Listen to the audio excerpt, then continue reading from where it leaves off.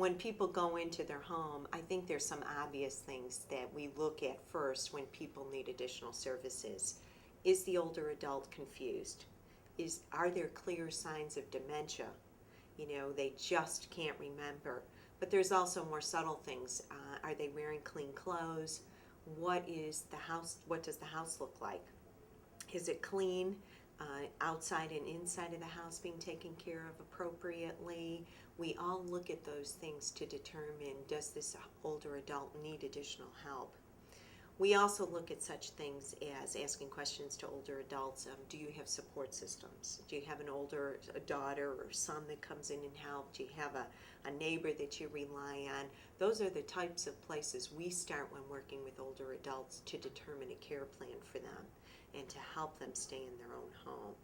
So we look at those sort of subtle surroundings of the individual and do what we call a geriatric assessment of the situation. And it's really something anybody can do. And once you begin to look at those signs, then you can see we have to go further. Some indicators that a older adult is in need of social services is often the condition in which they present. Disheveled, confused, inability to ambulate, things like that suggest that they may not be able to take care of themselves in their own home setting. Given that it's the emergency department, I am seeing them very much out of context. I don't see their home environment. I don't see the fact that the fridge is devoid of food, or the garbage hasn't been taken out, or there's dirty clothes around the house, or the animals haven't been taken care of, or all those other things that EMS can identify, which is why that information is vital from the EMS side of things. As an EMS provider, when you're in the house, what should you be looking for? Well, you should be looking for things that suggest that that person is not currently capable of taking care of themselves.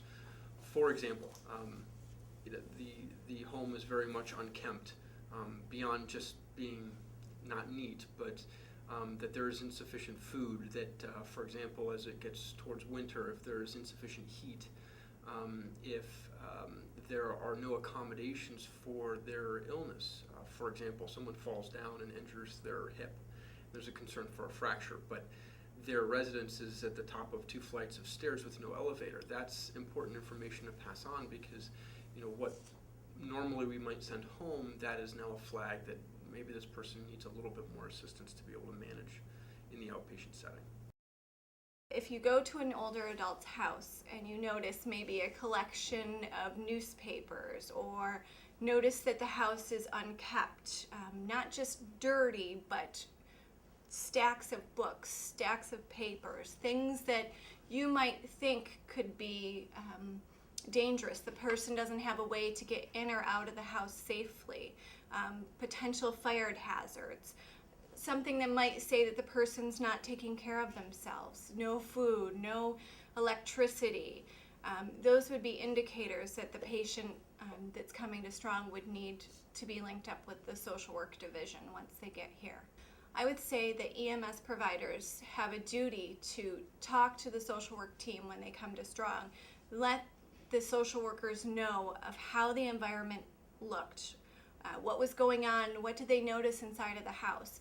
Social workers are not able to leave the hospital, so it's really the duty of EMS providers to share that information with the social work team so that we are able to assist that patient, so that we're able to make sure that that patient is well taken care of, that they have all of their basic needs are being met, and so that we can work with them more effectively.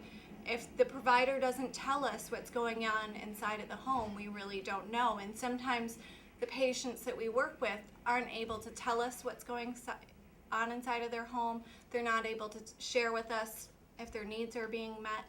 So we really rely on EMS to share that information with us so that we can make a safe discharge plan, so that we can work with the patient or find their family to work with them so that the patient can be safe and well taken care of. So when EMS personnel is out there, how can they get geriatric patients additional support? There's really 2 ways to do that. One, Lifespan can provide cards they can just leave behind and ask the older adult, the patient, to call. and we can be out in the next business day out to do a geriatric assessment and link them to services if they did not go to the hospital. There's also something new in New York State called New York Connects. Every single county in New York State has a New York Connects line. That New York Connects is to link older adults to long-term care services and aging services. There is a 800 number in the state, but each county also has their own New York Connects number. For us here at Lifespan, or for us here in Monroe County, it is Lifespan. So someone can call 24 hours a day, 7 days a week, to our phone number, get a live body, and we can send someone out the next business day.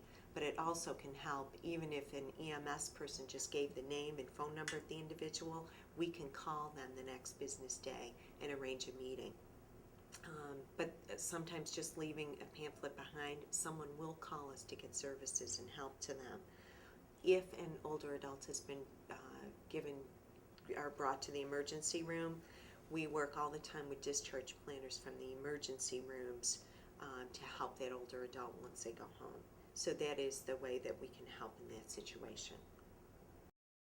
I would say Rochester is quite unique in that we have a lot of services that are available. One thing I try to do as an ED social worker is to make sure that older adults have the services they need to be successful in their home. We have a great website that we use in the ED. If you were to Google Grape Services of Rochester, you will pull up this website with tons of different services such as cleaning, cooking, nursing care. If you need someone to repair your home, this organization has put together a ton of different resources so that with the goal of making sure that the older adult is in their home, they have the services that they need, and that they can stay there as long as they need to. Now, there are some older adults that we might think, well, you know, we're not so sure that it's time for them to go into the nursing home. Physical therapy will see them and will say, well, they don't really meet nursing home criteria, but we're not so sure how they're doing in their home. So one agency we tend to refer people to is Adult Protection Services, or what we call APS. And APS will go out to the home and kind of assess the situation and figure out what does this person need to be successful and safe in their home. And if they're not safe in their home, they'll try to come up with resources to provide them so that they are safe and they can have their needs met.